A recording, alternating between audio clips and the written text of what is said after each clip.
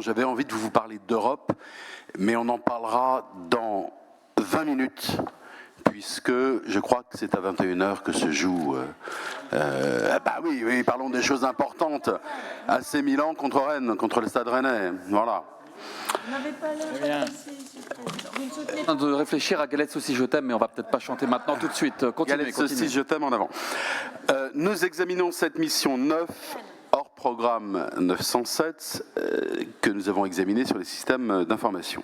D'abord, toute notre reconnaissance et nos remerciements aux services qui sont du ressort de cette mission 9 au titre des conditions de travail, au titre des compétences, au titre des rémunérations. Nous tenons à remercier tous les agents qui travaillent au service des Bretonnes et des Bretons, avec un mot tout particulier pour ceux qui sont au contact des usagers et qui, parfois, moi j'ai des exemples dans les lycées, peuvent avoir des horaires décousus. Il est important de leur dire l'importance de leur fonction. Sur les équipements des groupes d'élus, quelques remarques. Dans le respect des libertés de chacun de s'associer, dans l'attente de nos travaux sur le règlement intérieur, je dois constater que 3 groupes au sein de notre Assemblée ont 3 membres, qu'un groupe a 4 membres, un groupe a 5 membres, et 5 groupes ont 6 membres et plus.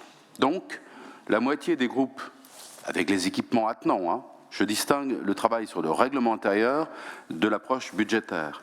Donc la moitié des groupes ont moins de 6 membres et la moitié ont 6 membres et plus. 10 groupes pour 83 élus. À l'Assemblée nationale, il existe également de nombreux groupes. 10 pour 577 députés, CQFD. Je le dis simplement en termes budgétaires. À 3 membres par groupe, nous, droite, centre et régionalistes, pourrions créer 4 groupes. 1 par département, et les moyens attenants. C'est une idée. Donc, soucieux des économies des sous de la région, nous ne le faisons pas, mais voilà. Je ne parle même pas du temps de parole, imaginez un seul instant. Pour le FIR, programme 904, je pense que c'est le fonds budgétaire qui permet de mettre de l'huile dans les rouages, d'aider modestement des projets qui ne rentrent pas dans nos programmes, des projets et des personnes qui ne rentrent pas dans nos programmes, c'est important. Je fais partie des nostalgiques de la réserve parlementaire, moi, donc on est dans le même registre. Mais j'ai souhaité que la Commission des finances se saisisse de son fonctionnement tout en gardant le caractère agile. Sur le fond, je regrette que ce montant baisse. Sur le 905 information et promotion, nous avons le magazine papier, le B. Je suis dubitatif sur la pertinence de ce support papier, je l'avais exprimé l'année dernière, et je ne vous fais pas le couplet écolo parce que je ne pense pas être crédible. Mais j'aurais pu tenter. Nous avions la répartition par action lors du dernier budget, pas cette année, sur cette mission 9, et nous imaginons que ce magazine s'inscrit dans une action qui est à 1 million d'euros sur l'action. Bon. Dommage qu'on n'ait pas le détail. Dans tous les cas, nous souhaitons avoir une évaluation de la cible concernée, qui le lit, et une évaluation de la pertinence de ce support, comment est-il apprécié.